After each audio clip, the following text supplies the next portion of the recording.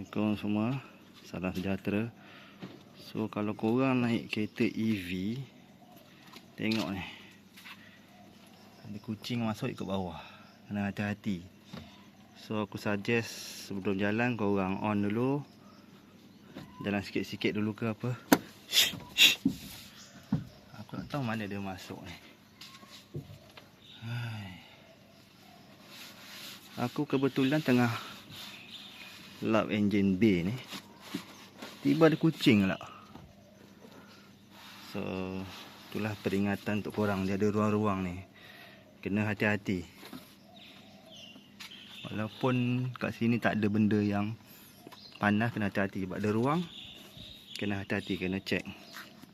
Ok, itu saja nasihat aku untuk pengguna EV.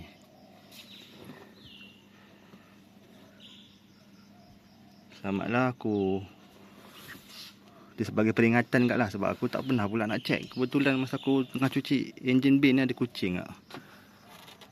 Dah keluar dah. So hati-hati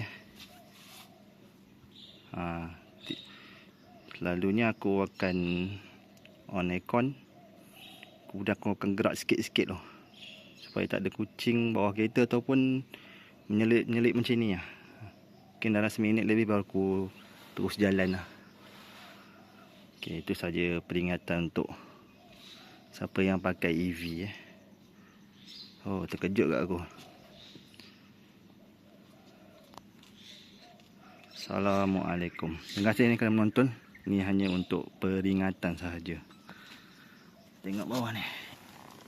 Ni kita takut ada ruang-ruang ni. Ruang-ruang.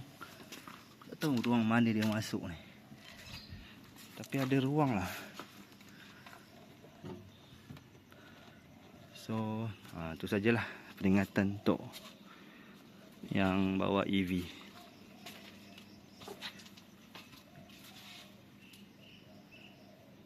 Rasanya belakang pun ada kot. Tapi kena hati-hati. Itulah nasihat untuk korang. Okay, Assalamualaikum. Terima kasih kerana menonton. Sebagai peringatan bersama.